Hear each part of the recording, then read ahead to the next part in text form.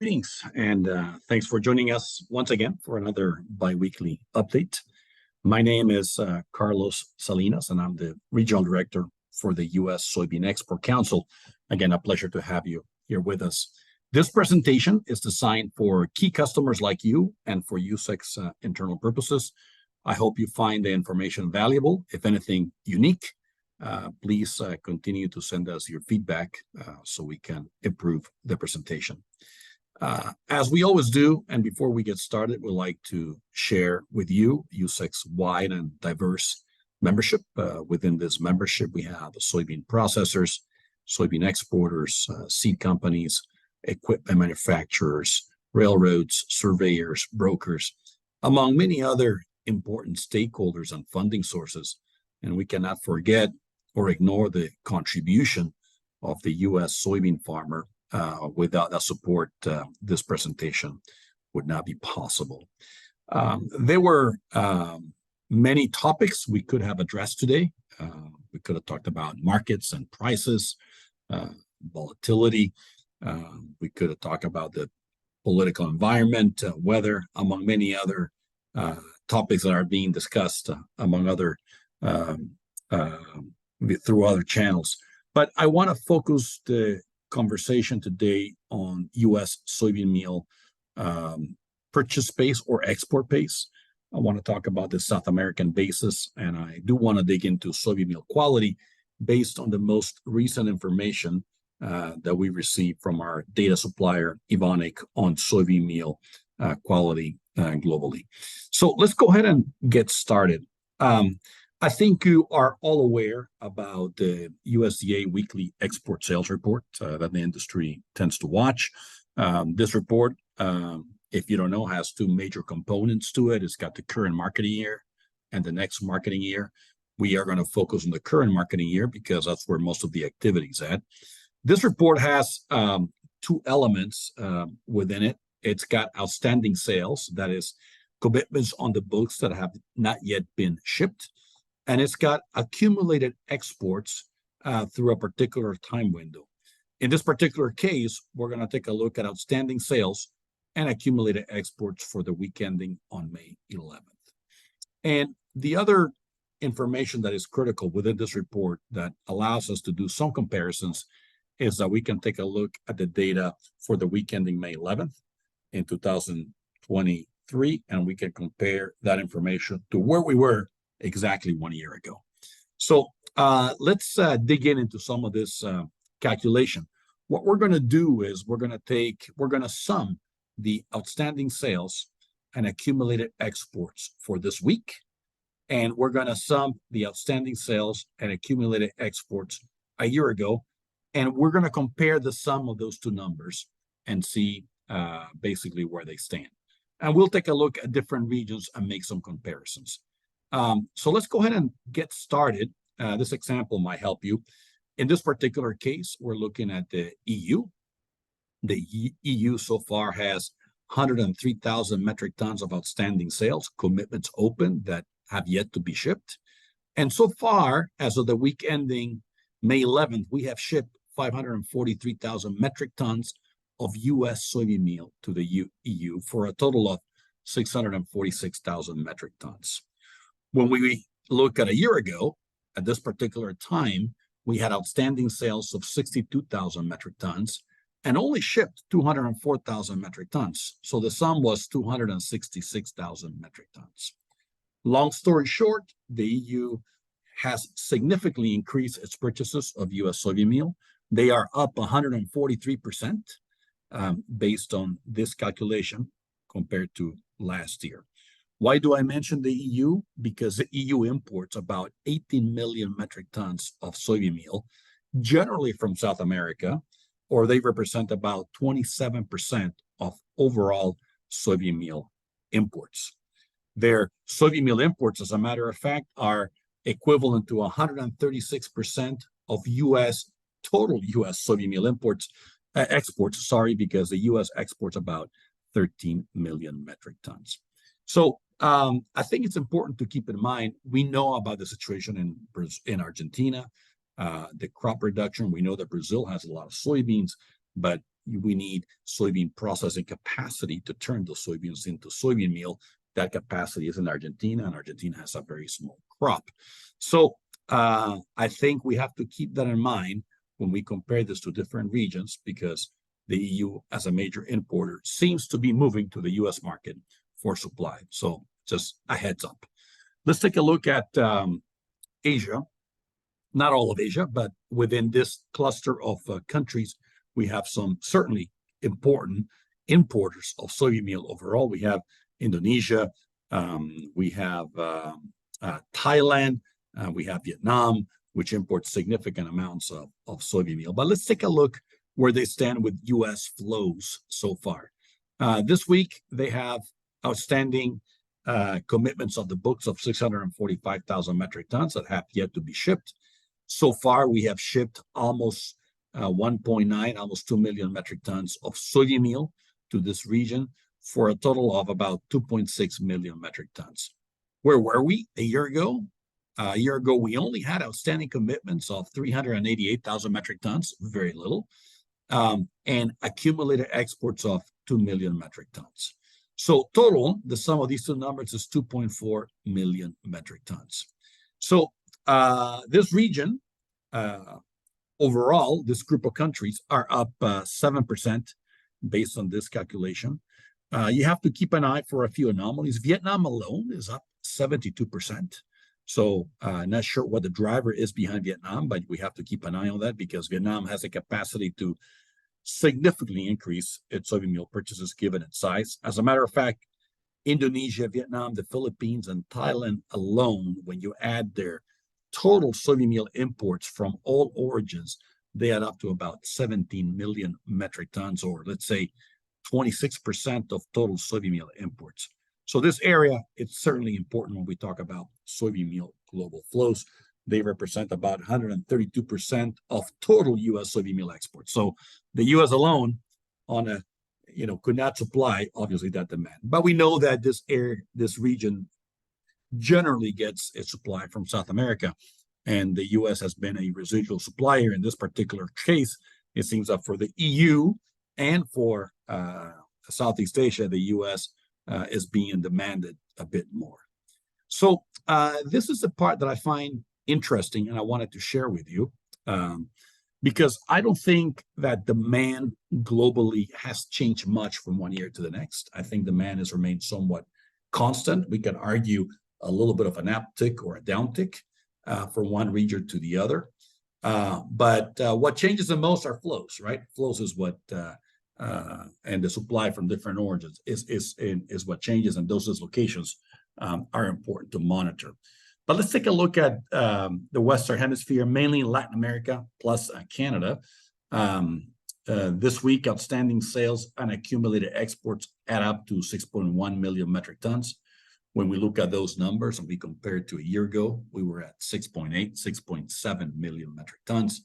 So certainly this region is down 11% based on this calculation. And I have the privilege of participating in this region quite a bit. And I can tell you that from what I hear from customers is that demand is not necessarily down. If anything, demand is actually stronger. All these countries put together are smaller in scale. They import 13 million metric tons. So very much aligned with what U.S. soybean meal exports are. Most of them have a large share of U.S. Soybean meal supply. Some of them have a bit less. But nonetheless, I think the question is, why is this region down 11% when we have the EU and we have Asia up quite a bit? So I am of the opinion that demand in the region is actually very strong. I think people are waiting to make their purchases. And I'm not here to tell you when to make your purchases. I'm just here to inform you what's happening in the EU and what's happening in Asia, Southeast Asia. And just be careful that the export capacity in the terminals or that the processing capacity in U.S. Processing facilities is not being committed to the EU and to Asia. And by the time that this region's demand kicks in, supplies may be rather limited. So again, it is something to keep in mind. On the latest report that we have received from Oil World, they anticipate a year-on-year decline of 6.5 million metric tons on world soybean processing or world soybean crushing to a 3-year low. To be more specific in their numbers, you can see here that crush is 312 million metric tons compared to 319 million metric tons last year. This naturally implies there's going to be less soybean meal demand. Obviously, Argentina is a big factor because that crop is at, again, 22 million metric tons compared to 41.8 last year. So interesting dynamics for sure. We have seen basis pick up. Brazilian Paranaguá paper soybean basis has gone up significantly. Brazil is obviously the largest supplier of soybeans today to the Chinese market. We can see that basis about a month ago was 170 under for the June position. The latest estimates from Bloomberg and their partner Ari Olifar brokers, they are at 70 under, so that basis has rallied about $1 a bushel, or let's say $37 a metric ton, more or less. So a significant uptick on the basis, which the trend seems to remain there. When we take a look at soybean meal basis, we've seen that basis go from 10 under to, let's say, almost 10 over a few days ago. Now it's a 5 over. These are the Brazilian 48 pro-fat pellets out of Paranaguá, their paper position. Again, it is not a reflection of the overall Brazilian market, but I think it gives you an indication of how things are changing. Naturally, if there's a very attractive carry structure in the market in Brazil, so if you have soybeans that you can store and put away for the following month, I think the market today is rewarding you to do so. So I would say that this is something every importer around the world needs to be monitoring very closely. Let's talk about soybean meal quality, because we have received the latest data set from our data provider, Evonik. Maybe this information for many of you will be old, but I think for me it validates some of the rumors that we might have heard. And here's the information that we have.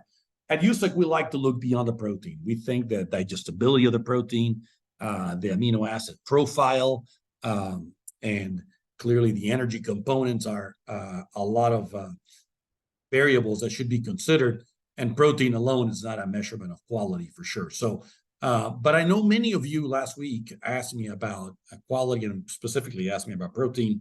And while we like to think beyond protein, here is some of the protein information that you were inquiring. So let's go ahead and get started, because we got the information for different origins beginning in January, and we can see the evolution. Certainly in April is probably when we have more of a new crop flavor of the Argentine quality. We see that protein at 46.20, slightly down in Argentina. When we take a look at Brazil, Bolivia, not much of a change from March to April. But I think the surprise that I got, and it's the biggest shift that I've seen in protein so far, and it deserves a second look at the data for sure, to be fair, but we've seen a significant drop on Brazilian protein, soybean meal protein, from 48.81 to 46.88. Now, Brazil has a tendency to be very volatile from one month to the other, so maybe we should compare this 46.88 to the 47.62 in February. That may be a fair calculation. Nonetheless, April does give you a flavor of the new crop already, because that's what you'll be crushing. You're no longer crushing old crop. So I think it gives us a good indication on how things are looking on crude protein, again, which is not the only factor we should look at. When we take a look at U.S. soybean meal, we've seen a slight improvement from February to March, and certainly another uptick from March to April. It is good to see. So another factor that we like to take a look at beyond the protein for April is standard deviation, or the uniformity of this protein for April for different origins, right? As I've told you many before, a friend of mine, which was a buyer and nutritionist, would say, Carlos, I'm going to discount you for that standard deviation, and I'm going to give you the price for the lower range of that quality on that standard deviation. Let's take a look at what he meant by that. But let's take a look at the standard deviation in Argentina. With the new set of data that we have is 1.44. We have an uptick on that standard deviation. Bolivia also has an uptick all the way to 1.28. March to April in Brazil, a slight increase of 1.51. But I have to admit, 1.51 standard deviation on the protein for April for Brazil is pretty good, because we've seen January, we've seen February with significant higher numbers. So I would say it's an improvement on the standard deviation. When we take a look at the U.S., we have a very low standard deviation. We've been as high as 1.37 in February, but we know that one of the differentiating factors of U.S. soybean meal is that uniformity on quality, uniformity on protein, on amino acid profile, digestibility, and many other factors to look at. And we'll talk about digestibility and some of those indicators next time. But what does this standard deviation on protein mean? So let's take a look at Argentina with an average protein of 46.20 and a standard deviation of 1.44. That means that about 68% of the samples are within 44.76 and 47.64.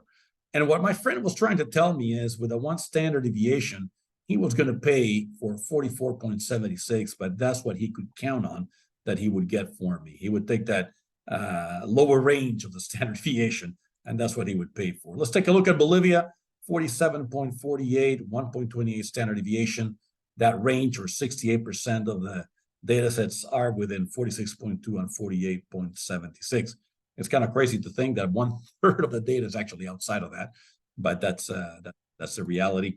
When we look at Brazil, 46.88, again, standard deviation of 1.51. So we have a range, again, of 45.37 on the low side, 48.39. So I would say lower than Bolivia. And when we take a look at the U.S. with 47.37 and 1.01 standard deviation, the U.S. stands on the better set of 46.36 and 48.38. Certainly very low standard deviation, very good uniformity. And certainly when you take that discount, if you're my friend, you would certainly recognize that the U.S. stands higher on that 46.36 low range compared to the other countries that have lower numbers. I hope this information was valuable. Certainly give us your feedback. I think it was certainly unique. I think few people look at these type of information, which is, I think, very important to look at. Continue to send us your feedback. I appreciate you taking the time, and I look forward to talking to you in a couple of weeks. I wish you a very take care.